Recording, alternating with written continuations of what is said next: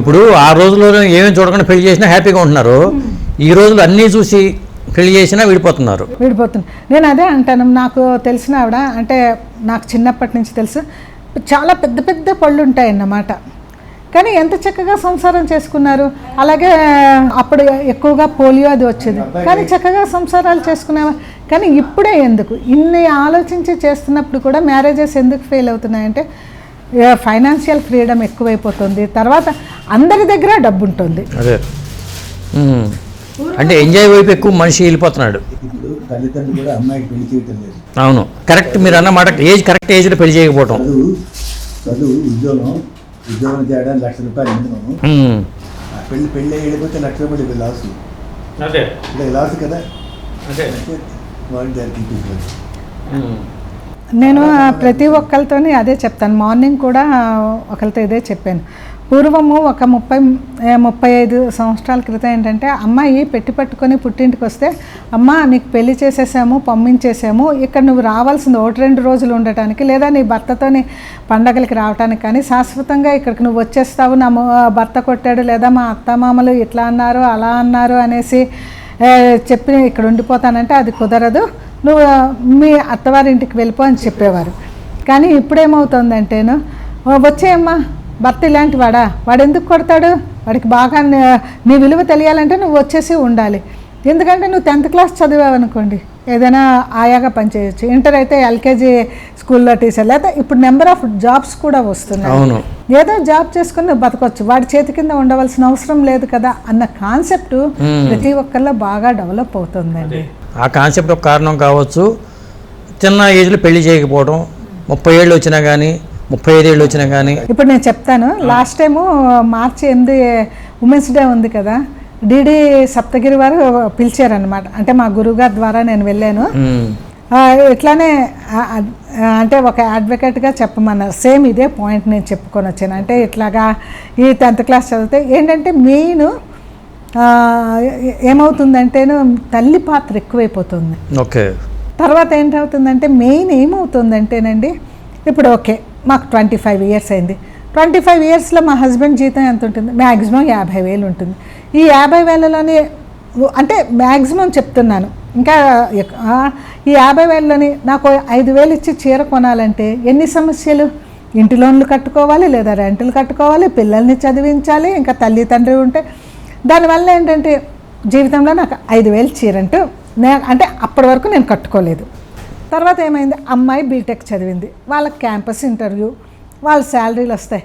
మొదటి జీతమో లేదా రెండో జీతమో తెచ్చి, అమ్మ ఇదిగో నీకు నేను ఈ చీర కొన్నాను. మనకేంటి 5,000 చీర ఆ రోజు వరకు నేను చూడలేంది, ఒక్కసారి నేను 5,000 చీర చూసానంటే ఓ చాలా బాగుంది, నా కూతురు సంపాదిస్తుంది, నాకు చీరలు తెచ్చి పెడుతుంది, లేదా బంగారం కొంటుంది, లేదా అంటే తనకు కావాల్సినవి కూతురు చేసి పెడుతుంది. ఇప్పుడు నేను నా కూతురికి పెళ్లి చేసి పంపించేస్తే నాకు ఎట్లా వస్తాయి? అదో మంచి కాన్సెప్ట్. కరెక్టే, పాయింటే. తర్వాత రెండోది ఏమవుతుంది, పెళ్ళైన తర్వాత అమ్మాయి వెళ్ళిపోతుంది, అక్కడ నీకు ఇన్కమ్ తగ్గిపోతుంది. తల్లికి ఏంటంటే నెలకి తల్లి కదండి, అమ్మ తర్వాతే ఎవరైనా కదా తల్లి, కాబట్టి అందుకనేసి ఎంతో కొంత ఇచ్చేవారన్నమాట, డబ్బులు ఇస్తూ ఉంటుంది కూతురు. మరి పెళ్లి చేసుకుని వెళ్ళిపోతే ఆ డబ్బులు ఎలా వస్తాయి? అది పాయింటే, డబ్బులు పోతాయి. ఇప్పుడు అమ్మ ఏంటమ్మా ఈరోజు కాకరకాయ కూరేనా, రేపు నిన్న కాకరకాయ కూరేనా, మొన్న కాకరకాయ కూరేనా, లేదా వంకాయ కూర అంటే మీ కుటుంబంలో అది తప్ప ఎవరు తినరా? నీకు ఇది ఇష్టం ఉండదు కదా అని ఏంటంటే అక్కడి నుంచి ఈ తల్లి మొదలు పెడుతుంది. అదే అంటే మీరు చెప్పేదాన్ని బట్టి చూస్తే తల్లి పాత్రే మొత్తం, తండ్రి పాత్ర ఉండదండి, తల్లి పాత్రే. ఒక అడ్వకేట్గా చెప్తున్నారు, ఒక అస్ట్రాలజర్గా చెప్తున్నారు, ఒక ఆడపడుచుగా చెప్తున్నారు. తర్వాత ఇంకొకటి, మరి ఇక్కడ గ్రహాల పాత్ర ఏంటి? మరి మనుషుల పాత్ర మనం మాట్లాడుకున్నాము, గ్రహాల పాత్ర కూడా చూడాలిగా. అవునండి. ఇప్పుడు ఒక వైఫ్ అండ్ హస్బెండ్ డైవర్స్ తీసుకున్నారు, సరిగ్గా వాళ్ళిద్దరి జాతకాలు చూడండి, వాళ్ళిద్దరి జాతకాల్లోని రెండో మ్యారేజ్ కరెక్ట్గా ఉంటుంది. ఓకే, డెఫినెట్గా ఉంటుంది. లేదా ఒకరికి సెకండ్ మ్యారేజ్ ఉంటుంది, రెండో వాళ్ళకి ఉండకపోవచ్చు, అంటే వాళ్ళు చేసుకోకపోవచ్చు, అది వేరే. కానీ ఏంటంటే ఏ ఒక్కరికి ఉన్నా కూడా అక్కడ డైవర్సే వస్తుంది కదా. అంతేగా, గ్రహాల పాత్ర కూడా అట్లానే ఉంటుంది. ఓకే. తర్వాత ముహూర్తం, ఉమ్. ఇప్పుడు ఏమవుతుందంటే ముహూర్తాలకి మనకి టైంలు ఉండట్లేదు. ప్రతి ఒక్కరు ఈ సాఫ్ట్వేర్ వల్ల సాటర్డే సండే ఈ 2 రోజుల్లోనే ముహూర్తాలు పెట్టమంటారు.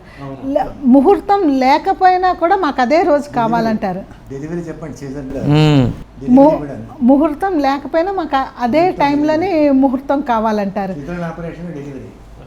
మరి అలాంటప్పుడు మరి అక్కడ ముహూర్తం లేనిదే మరి ముహూర్తం ఎట్లా చేస్తారు? ముహూర్త బలం లేకుండా ఏం చేస్తారు? పెట్టిన తప్పు రాంగ్ అవుతుంది, అది రాంగ్ అవుతుంది. తర్వాత ఇప్పుడు మంచి ముహూర్తాలు పెట్టేవాళ్ళు కూడా లేరు. నేను ఎగ్జాంపుల్ చెప్తాను. అంటే అది ఒక పెళ్ళికి రాహుకేతువుల మధ్యలో ముహూర్తం పెట్టేశారు. జనరల్గా నేను ముహూర్తాలు పట్టించుకోను, ఎందుకంటే ఎవరి కర్మని బట్టి. రాహుకేతుల మధ్యలో లగ్నం ఉందా? అంటే లగ్నంలోనే కేతువు, సప్తమంలో రాహువు. ఓకే. కానీ ఆ రోజు ఎందుకో నేను ఆ ముహూర్తం చూసిన తర్వాత నా మనసుగా లేదు. అది అసలు యాక్చువల్గా అది మంచి ముహూర్తం కాదు. కానీ పెట్టిన వాళ్ళు ఏం చేశారు? తారాబలం చూశారు. వీళ్ళకి సాధన తార అయింది, వాళ్ళకేమో సంపత్తార ఉంది, తారాబలం సరిపోయిందని. మరి తారాబలం సరిపోయినప్పుడు ఇంక ముహూర్తం చూడటం ఎందుకు? ఆ తారాబలం ఏ రోజే నక్షత్రాలు సరిపోతాయో ఆ రోజే నాకు ఇంకా మనసులో అనిపించలేదు, ఇదేంటి ఇట్లా ముహూర్తం పెట్టారని. నేను వేరే వాళ్ళకి చెప్పి మరి ఎలాగా అనేసి ఆఖరికి ఆ ముహూర్తానికి అయితే పెళ్లి కానీ అవ్వలేదు. అయితే ఆ ముహూర్తాలు కూడా అలాగే పెడుతున్నారండి. మాకు సెలవు రోజున కావాలి, లేదా మా అబ్బాయి అమెరికాలో ఉంటాడు సాటర్డే సండేలో. తప్పు కదా మనకి. అలాంటప్పుడు రిజిస్టర్ మ్యారేజ్ చేసేసుకోవచ్చు. ఇన్ని వేల అంటే లక్షలు ఖర్చు పెట్టి చేస్తున్నారు.